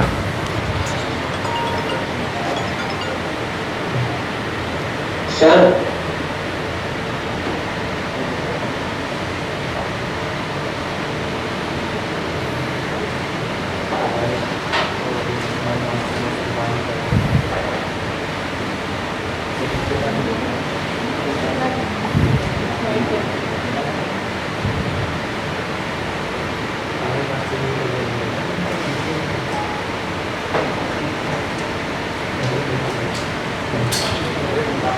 हाँ बताइए बेटा। तो इसमें बताइए क्या होगा? एल की एम की वैल्यू बताइए क्या क्या होंगी? 7 वैल्यूज होंगी। आप चाहे तो स्टार्ट कर दो 0 से, 0, -1, +1, +2, -2, +3, -3, 1, 2, 3, 4, 5, 6, 7, 8, 9, 10, 11, 12, 13, 14। हाँ 0, -1, +1, -2, +2, ठीक है। तो ये हो गया, आप समझिए। तो S में एक ही वैल्यू 0 है, P में 3 वैल्यू हैं, तीनों ऑर्बिटल के लिए अलग अलग होंगी, लेकिन ज़रूरी नहीं कि आप ऐसे स्टार्ट करें, ठीक है। कुछ लोग ऐसे समझ लेते नहीं पहले वाले के लिए माइनस लेना है, ठीक है। ये चीज़ें आपको खुद और ज़्यादा क्लियर हो जाएंगी, अभी आगे पढ़ेंगे आप। इलेक्ट्रॉन की फिलिंग होती है, P में जो 3 ऑर्बिटल होते हैं, तीनों क्या हैं? डीजेनरेट हैं। तो पहले तीनों में एक एक इलेक्ट्रॉन भरेगा। पहला वाला कहाँ भरेगा? किनारे थोड़ी भरेगा, तो हमने ऐसा बना रखा है, पहला वाला कहीं भर सकता है पहला, लेकिन पहले तीनों में क्या होगा? एक एक। समझ गए? रूल है, पहले सभी में एक एक इलेक्ट्रॉन भर जाएगा, फिर पेयरिंग होगी। ऐसा क्यों होता है? This is based on हुंस rule, जो हम लोग पढ़ेंगे। इलेक्ट्रॉनिक कन्फिग्रेशन लिखने में 3 रूल्स हैं, Aufbau rule, Hund's rule, Pauli's principle. इन तीनों रूल को पढ़ने के लिए ही क्वांटम नंबर हम लोग पढ़ रहे हैं, ठीक है। यहाँ टोटल इलेक्ट्रॉन 6 होते हैं, यहाँ कितने होते हैं? 14। यहाँ कितने होंगे? 1, 2, 3, 4, 5, 6, 7, 8, 9 एंड 10, ठीक। तो ये m की वैल्यूज निकालना समझ गए? अब पिछले पेज पे जाते हैं। अब ये क्लियर हो गया? Yes sir. तो टोटल वैल्यू जो होती है m की, वो l का डबल +1। क्यों भाई? यही नंबर ऑर्बिटल का होता है कि p में कितने ऑर्बिटल हैं? 2l + 1। कितने ऑर्बिटल हैं? 2l + 3 ऑर्बिटल, तो 3 वैल्यू चाहिए। तो 3 वैल्यू के लिए यही होगा, माइनस से लेके प्लस तक इंक्लूडिंग 0। समझ गए?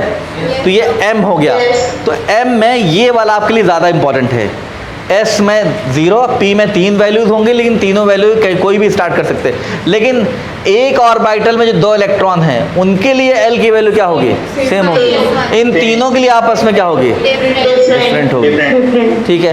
तो ये तो m हो गया है। नेक्स्ट आएगा स्पिन क्वांटम नंबर। इलेक्ट्रॉन के बारे में आप ये पढ़ेंगे एटॉमिक स्ट्रक्चर में। हाँ बोलो बेटा। सर 7-4 से पहले मीटिंग चालू हो गई थी क्या? अरे बेटा कैसे कैसे याद आप लोग करते हैं? सर क्योंकि हम लोग को लिंक अभी मिली है। क्या मिली अभी आपको? हम लोग को लिंक अब जाके मिली है। न्यूज़ अभी मिली? हाँ सर, लिंक अभी मिली है। तो कहाँ मिली? जी न्यूज़ से मिली? सर घूमती ना सुना तो बोल रहा हूँ। बेटा आपके ग्रुप में इंफॉर्मेशन अभी आई है? सर लिंक वाली इंफॉर्मेशन अभी आई। बेटा टाइम टेबल पहले से फिक्स था, आपको कॉल करके फ़ौरन लिंक लेनी चाहिए थी, ये कैसे हो गया? सर मैंने वहाँ मैसेज भी किया तो कोई देख नहीं रहा था, कॉल नहीं किया। आपके ग्रुप का कोऑर्डिनेटर कौन है? सर शायद विकास सर है शायद, या रोज। आप विकास सर से पूरा लेक्चर फ़ौरन मांग लीजिएगा, नहीं देते तो मुझे रात को मेरे नंबर पे कॉल करिएगा आप। मेरा नंबर पता नहीं, आप बता। मेरा नंबर है 00000000। अच्छा ले लो नंबर।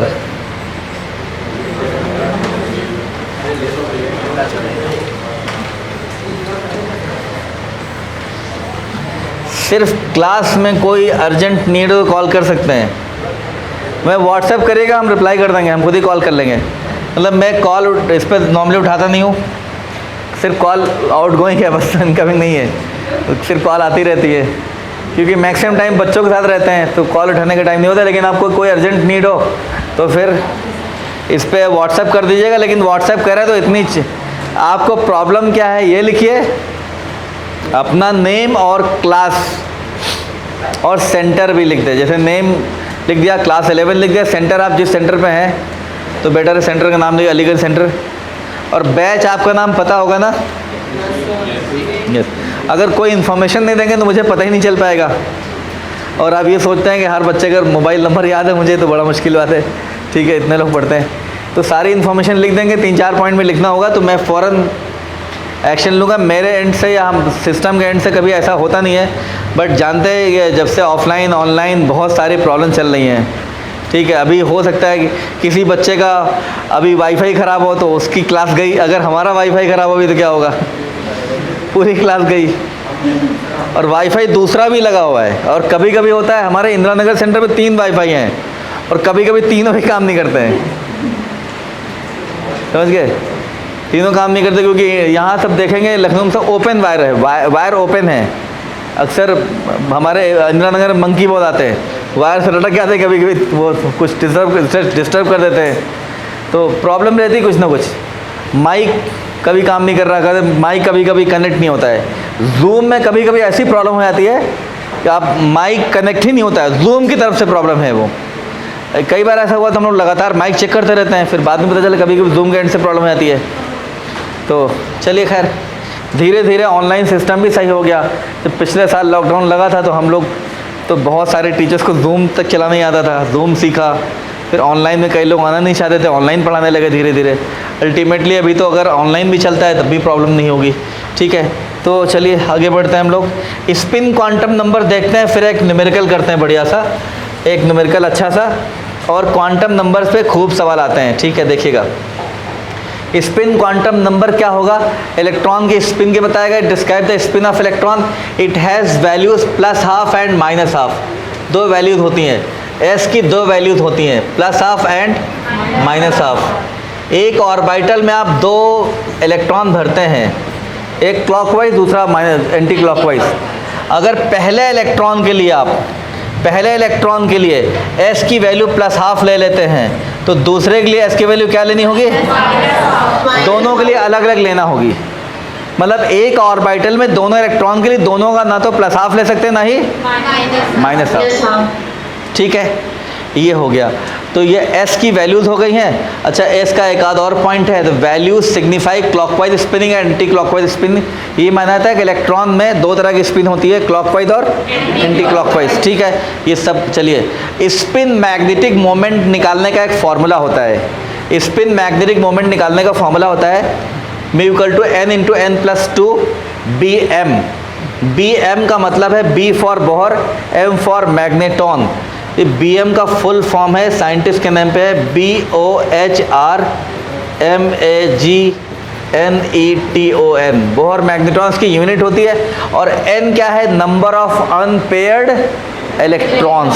ये क्या होते हैं, नंबर ऑफ अनपेयर्ड इलेक्ट्रॉन्स। अगर P में 3 इलेक्ट्रॉन हैं, P में 3 इलेक्ट्रॉन भरने हैं तो पहला ऐसे भरेंगे, दूसरा यहाँ, तीसरा यहाँ, तो N की वैल्यू कितनी हो जाएगी, 3। P में 3 इलेक्ट्रॉन कभी ऐसे नहीं भर सकते आप कि P में 3 इलेक्ट्रॉन है, पहला यहाँ, दूसरा यहाँ, तीसरा यहाँ, गलत हो गया। पहले सब में एक एक भर देते हैं। कब, जब D जनरेट हो। ये भी हुंस रूल हम लोग पढ़ेंगे।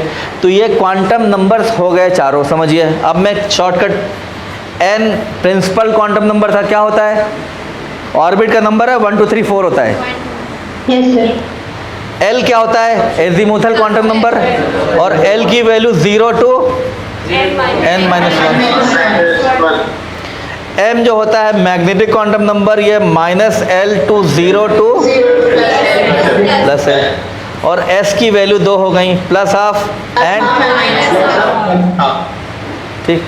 अब एक न्यूमेरिकल करते हैं हम लोग, तब पता चलेगा क्वांटम नंबर सीखा कि नहीं सीखा। ठीक है, चलिए न्यूमेरिकल। समझ में नहीं आया क्या बेटा, सर ये स्पिन मैग्नेटिक मोमेंट है सर, वो वाला समझ में। बेटा ये फॉर्मूला याद कर लीजिए, ये अभी आगे पीरियोडिक प्रॉपर्टी की डिटेल बताएंगे। स्पिन मैग्नेटिक मोमेंट निकाला था, फॉर्मूला होता है, डायरेक्ट याद कर लीजिए बस। इसके अलावा एक फॉर्मूला और है, हमने डायरेक्ट लिख दिया, बस फॉर्मूला याद कर लीजिए। सिर्फ आपको एन पता होना चाहिए, ये फॉर्मूला डायरेक्ट आता है। स्पिन मैग्नेटिक मोमेंट निकालिए, फॉर्मूला है, ठीक है। चलिए हाँ सर क्लॉकवाइज का पॉजिटिव हाफ लेंगे कि एंटी क्लॉकवाइज? क्या चीज़? सर क्लॉकवाइज का पॉजिटिव हाफ लेंगे कि एंटी क्लॉकवाइज? सुनिए बेटा, एक ऑर्बिटल में 2 इलेक्ट्रॉन लेते हैं, आप किसी भी एक इलेक्ट्रॉन का ले सकते हैं। आप किसी भी, पहले के लिए अगर प्लस हाफ लेंगे, दूसरे के लिए माइनस हाफ लेना होगा। पहले के लिए माइनस हाफ लेंगे, दूसरे के लिए प्लस हाफ लेना होगा। एक ही ऑर्बिटल में 2 इलेक्ट्रॉन्स के लिए आपको प्लस माइनस हाफ लेना होता है। अगर सिर्फ एक इलेक्ट्रॉन है तब क्या लिखेंगे? तब लिख देंगे प्लस माइनस हाफ, कुछ भी पॉसिबल है, प्लस भी हाफ भी और माइनस हाफ। चलिए आगे बढ़ते हैं। इट रिप्रेजेंट्स, सुनिए सर इसमें एम में सर माइनस एल से शुरू क्यों करते हैं सर? एम में सर माइनस एल शुरू। अरे भैया वो एल की एम की वैल्यूज़ जो है, टोटल वैल्यूज़ निकालने के लिए, अगर L1 है तो ऑर्बिटल कितने हुए? 3। L1 का मतलब P की बात चल रही है, P में कितने ऑर्बिटल हुए? 3। तो M की कितनी वैल्यूज़ होंगी? 3 वैल्यूज़। 3 वैल्यूज़ करने के लिए उसको माइनस एल से प्लस एल तक लेके 0 ले लिया। ये तो बनाया गया है आपके लिए, ठीक है, फॉर्मूले बनाए गए हैं। तो नंबर ऑफ ऑर्बिटल्स निकालने के लिए ऐसा किया गया। डी में एल की वैल्यू क्या होती है? 2 होती है। तो एम की वैल्यू कितनी होगी? टोटल 5 होंगी। 5 करने के लिए क्या होगा? -2 से लेकर +2 तक करेंगे, इंक्लूडिंग 0। ठीक है, चलिए ये हो गया, आगे बढ़ जाते हैं आगे। ओरिएंटेशन ऑफ सबसेट का क्या मतलब हुआ? हाँ, ओरिएंटेशन ऑफ सबसेट का क्या मतलब हुआ? ओरिएंटेशन ऑफ सबशेल का मतलब है, ओरिएंटेशन क्या समझते हैं आप? मतलब ओरिएंटेशन ये है, जैसे P में 3 ऑर्बिटल हैं, ठीक है, P में 3 ऑर्बिटल होते हैं, तो तीनों ऑर्बिटल्स का जो अरेंजमेंट है वो ओरिएंटेशन है। सिंपल है, अरेंजमेंट है बस। ओके। ये BM का मतलब हमने लिखा था बोहर मैग्नेट्रॉन।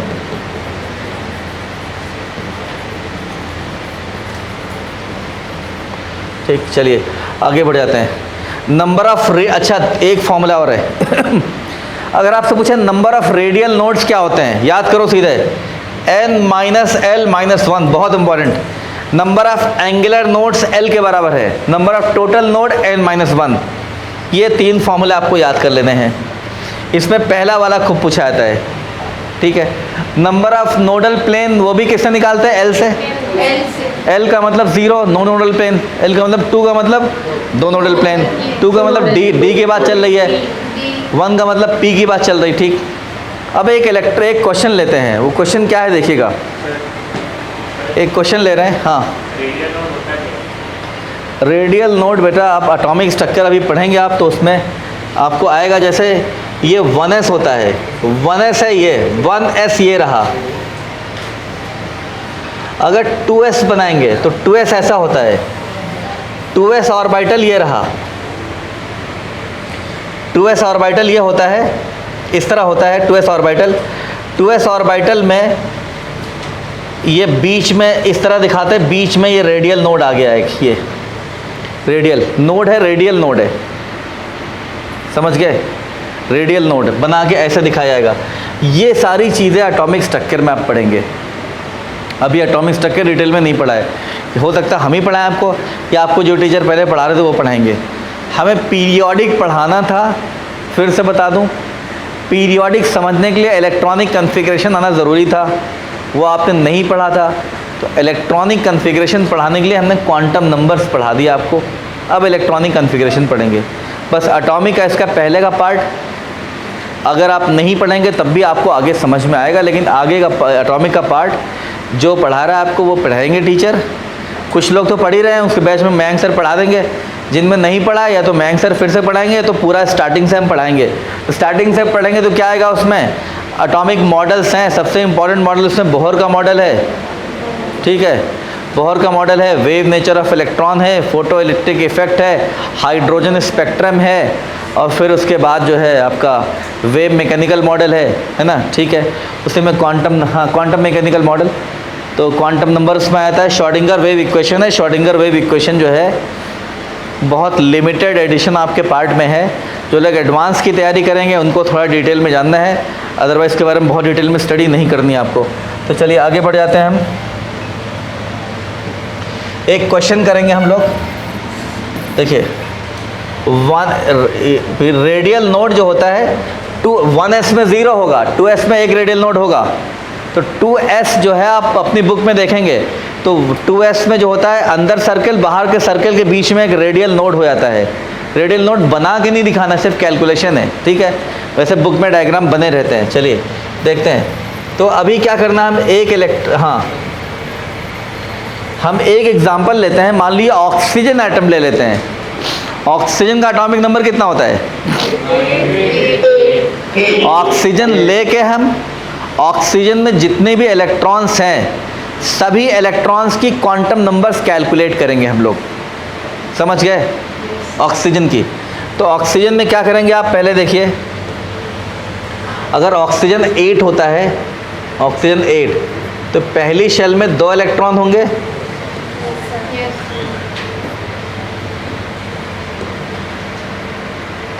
दूसरे शेल में कितने होंगे? 6 होंगे। ठीक है।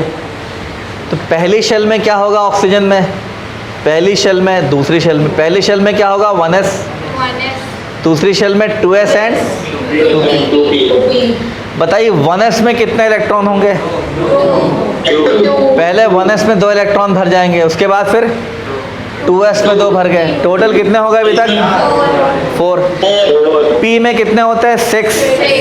लेकिन फिल करने के लिए बचे कितने हैं? 4। तो 2p क्या हो गया? 4। तो ऑक्सीजन का अगर लिखेंगे तो ऐसा हो जाएगा 1s2 2s2 2p4। 1s ये रहा, 2s ये रहा एंड 2p ये रहा। ठीक, इसमें इलेक्ट्रॉन्स की फिलिंग कर दीजिए। पहला इलेक्ट्रॉन ये, दूसरा ये, तीसरा ये, चौथा ये, 5th 6th and 7th। 8th electron कहाँ जाएगा? किसी में भी जा सकता है।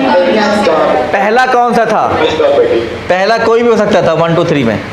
अगर p में 1 इलेक्ट्रॉन भरना है, पहले तीनों में 1 1 भर जाएंगे। स्टार्टिंग कैसे हो जाएगी? जब तीनों में 1 1 भर गए तब क्या स्टार्ट हो जाएगी? पेयरिंग। पेयरिंग मान लें यहीं से कर देते हैं। तो this is first electron, this one is second, third, 4, ये 5th 6th एंड ये 7 और ये 8। ठीक है। तो हम क्वांटम नंबर्स निकालना चाह रहे हैं, सभी का क्वांटम नंबर निकालना चाह रहे हैं। तो हम लिखेंगे n लिखेंगे, l लिखेंगे, m लिखेंगे और s लिखेंगे। तो सबसे पहले क्या करेंगे सुनिए। फर्स्ट इलेक्ट्रॉन का quantum number, second, third, 4th, 5th, 6th, 7th and 8th। चलिए हम बना लेते हैं, वो चार्ट बना देते हैं।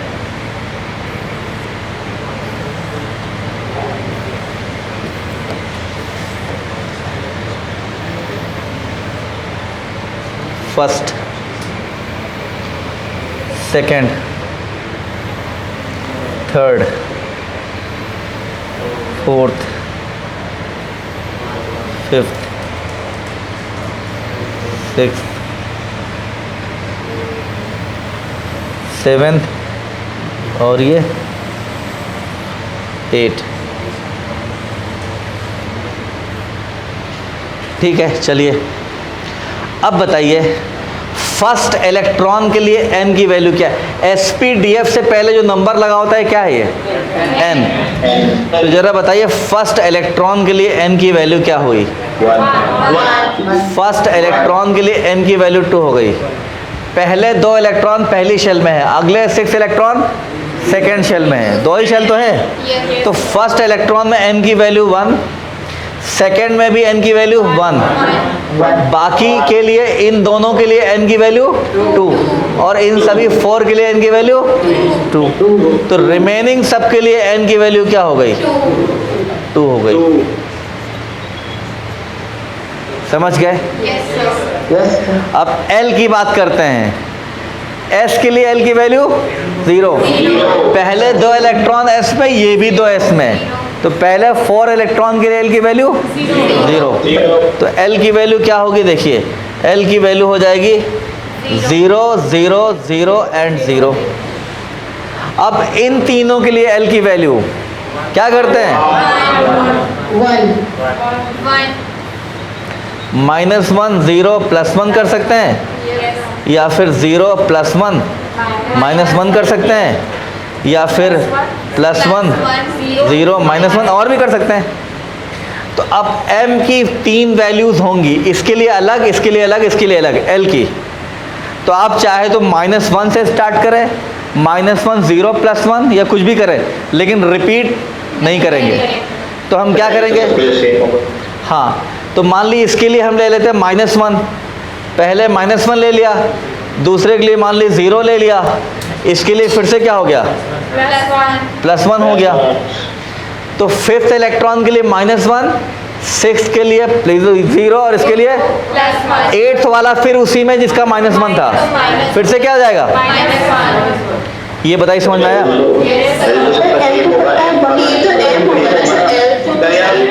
L सबका 1 होगा, P है। सॉरी, ओके, ये तो मैंने, ओके, ये मैंने जस्ट सेकंड बेटा, ये तो सबका 1 होगा, ये मैंने M नहीं, अभी L की बात चल रही है। तो L की वैल्यू सबके लिए कितनी हो गई? 1। ठीक। अब जब L 0 तो M भी क्या होगा? 0। और ये तो वैल्यूज किसकी हैं? M की। तो M की ले लेंगे -1 0 +1 और फिर से इसके लिए -1। ठीक है, एक सेकेंड। अब लास्ट में क्या है? S की वैल्यू पहला के लिए क्या? +12, दूसरे के लिए -12, फिर से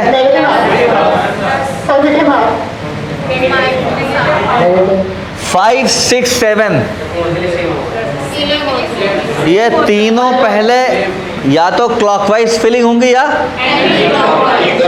ये हुंड्स रूल है कि डीजेनरेट ऑर्बिटल में पहले सब में एक एक इलेक्ट्रॉन की फिलिंग करेंगे विद सेम स्पिन, या तो सारे क्लॉकवाइज या सारे, अगर सारे क्लॉकवाइज तो पहले तीनों के लिए +1/2 होगा या तीनों के लिए माइनस, तो मान लेते हैं क्लॉक +1/2 मान लेते हैं, तो क्या हो जाएगा? 5 6 7 के लिए क्या हो जाएगा? +1/2।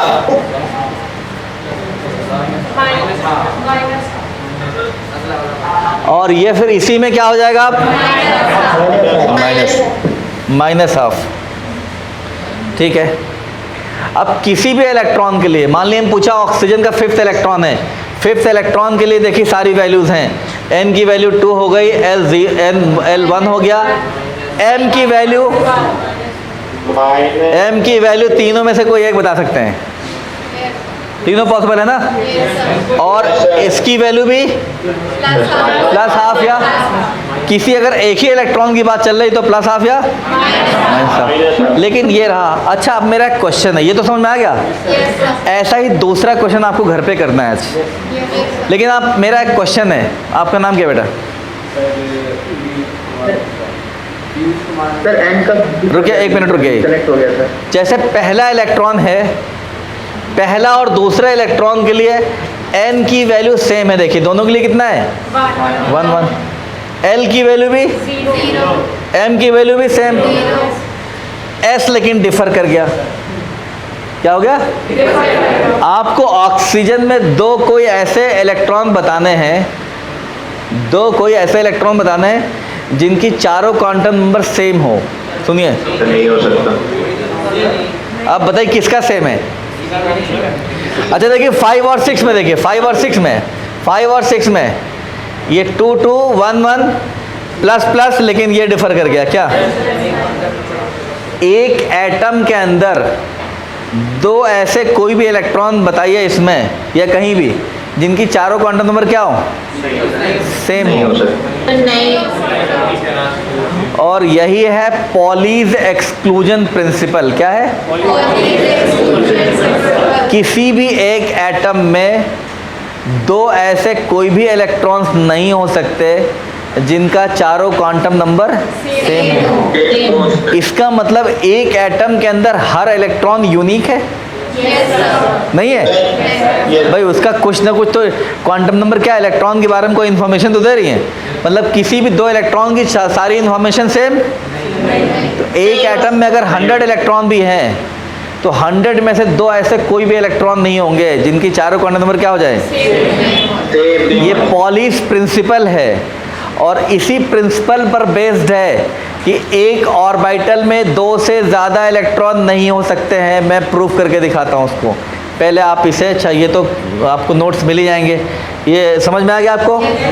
आगे बढ़ जाऊँ? सुनिए, पॉलीज प्रिंसिपल बताने जा रहा हूँ। पॉलीज प्रिंसिपल ये है, अभी जो मैंने आपको बताया, ऐसे दो कोई भी इलेक्ट्रॉन नहीं हो सकते हैं जिनकी चारों क्वांटम नंबर्स क्या हो जाए, सेम। क्या इसके बाद भी कोई क्लास है आपकी? ये क्लास का टाइम क्या था? 6 to 8, 7:45। चलिए देखिए, बस थोड़ा सा और देखिए, बस बताते हैं। देखिए, अगर हम बोलते हैं कि एक ऑर्बिटल में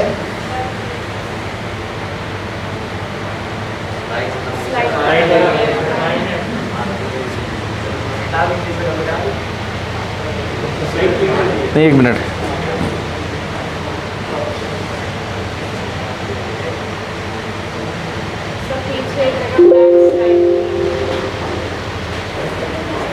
इसी में बताते हैं आपको हम।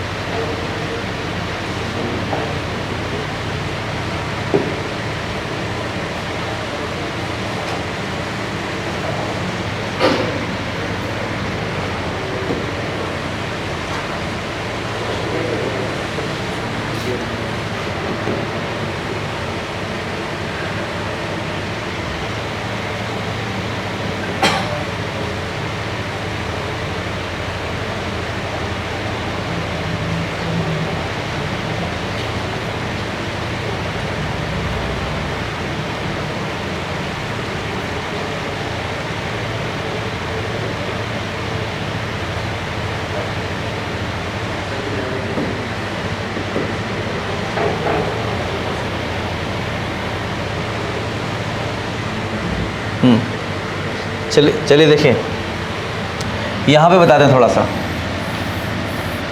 हम एक ऑर्बिटल में दो इलेक्ट्रॉन से ज़्यादा तीसरा इलेक्ट्रॉन नहीं भर सकते हैं। अगर भर दिया तो क्या होगा, पॉलीज एक्सक्लूजन प्रिंसिपल का वायलेशन हो जाएगा। ये सवाल बहुत बार आया। मान लिया हमने कर दिया 1s3। 1s3 का मतलब s में 3 इलेक्ट्रॉन भर दिए। पहला क्लॉकवाइज भर दिया, दूसरा एंटी क्लॉकवाइज भर दिया, तीसरा मान लीजिए या तो क्लॉकवाइज एंटी क्लॉकवाइज, ये तो करें कुछ, थर्ड वाला फिर से मान ली क्लॉकवाइज हो गया। तो अभी पॉलीज प्रिंसिपल क्या था कि एक एटम में दो कोई से भी इलेक्ट्रॉन ले लीजिए, उनकी चारों क्वांटम नंबर सेम नहीं होंगे। किसी भी एटम में एवरी इलेक्ट्रॉन यूनिक है, सारे इलेक्ट्रॉन्स डिफर करते हैं एक दूसरे से कुछ ना कुछ। अब अगर आपने एक ऑर्बिटल में 3 इलेक्ट्रॉन भर दिए तो मान लीजिए 1s3 है, तो तीनों के लिए n की वैल्यू क्या हो गई, 1 हो गई। तीनों के लिए L क्या होगा, 0 हो गया। M भी तीनों के लिए क्या हो गया, हो गया, M भी 0 हो गया। पहले के लिए मान लीजिए S की वैल्यू +1/2, दूसरे के लिए, तीसरे के लिए या तो प्लस या माइनस, कुछ लेंगे कि नहीं। अगर कुछ भी लेंगे तो तीनों का N L M सेम हो गया था, 2 इलेक्ट्रॉन का S भी क्या हो जाएगा, नहीं हो जा रहा है। आज स्लाइड क्रिएट नहीं हो रही है, इसलिए यही बता रहे हैं, नेक्स्ट टर्न पे इसको पूरा स्लाइड बना के अगली स्लाइड में ले लेंगे। तो दो इलेक्ट्रॉन की चारों क्वांटम नंबर सेम हो जाएंगी। तो 2 के लिए अगर पहली 3 सेम हो गई तो s ज़रूर डिफर कर जाएगी, कम से कम स्पिन अलग होगी। यहाँ पर स्पिन भी क्या हो जाएगी, अगर ऐसा हो गया तो पॉलीज प्रिंसिपल वायलेट कर जाएगा। तो 1 orbital can not accommodate more than 2 electrons, this is based on Pauli's exclusion principle. ऐसा बन के आएगा, पूछेंगे ये सही है गलत, गलत तो है अकॉर्डिंग टू पॉलीज प्रिंसिपल। तो आपने देखा क्वांटम नंबर्स आपने निकाला। एक क्वेश्चन मैं आपको करने के लिए दे रहा हूँ, घर से करके लाएंगे आप। वो क्वेश्चन क्या है, ये सोडियम है, सोडियम में 11 इलेक्ट्रॉन है, कितने हैं 11। अब सोडियम में सभी इलेक्ट्रॉन्स का क्वांटम नंबर निकालना है, लेकिन अगर ऐसे भी आ जाए कि सोडियम में लास्ट इलेक्ट्रॉन का क्वांटम नंबर निकालो, किसका, सोडियम में जब लिखेंगे 1s2 2s2 2p6, 1s2 2s2 2p6, second shell भर गई, थर्ड शेल में क्या आएगा 3s के लिए कितना इलेक्ट्रॉन बचा, तो सोडियम का लास्ट पे जो आएगा वो 3s1 आएगा, 3s1। तो n की वैल्यू क्या हो गई 3, L0 M0, और s की वैल्यू प्लस माइनस, नहीं प्लस माइनस हाफ। एक ही इलेक्ट्रॉन तो आपको पता थोड़ी कि कैसा क्लॉकवाइज प्लस दोनों में से एक रो। हाँ ठीक है। तो आगे टर्न पे इसको कंटिन्यू करेंगे, क्वांटम नंबर से कुछ बढ़िया सवाल करेंगे और इलेक्ट्रॉनिक कॉन्फ़िगरेशन को आगे बढ़ाएंगे। ठीक है, आई थिंक अगले टर्न पे हम लोग इलेक्ट्रॉनिक कॉन्फ़िगरेशन पूरा पढ़ लेंगे और उसके अगले टर्न पे पीरियोडिक हम लोग स्टार्ट कर चुके होंगे। ठीक है, तो एटॉमिक का ये पार्ट हमने सिर्फ पीरियोडिक पढ़ाने के लिए बता दिया। एटॉमिक का रिमेनिंग पार्ट या तो आप पढ़ रहे होंगे या पढ़ाया जाएगा। ठीक है, चलिए thank you.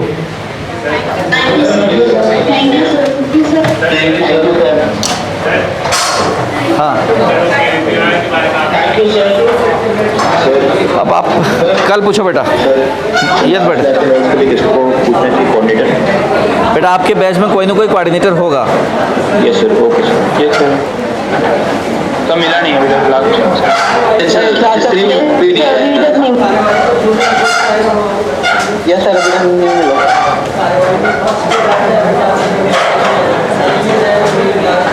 Recording stopped. Sir एक लोब में जो सर इलेक्ट्रॉन होता है, तो जिस भी लोब में है तो सर वो लोब में पूरी 3D स्पेस में कहीं भी ट्रैवल कर सकता है, सिर्फ बाउंड्रीज पे करता है लोब के। लोब के अंदर रहेगा, तो मीन वो कहीं किसी प्लेस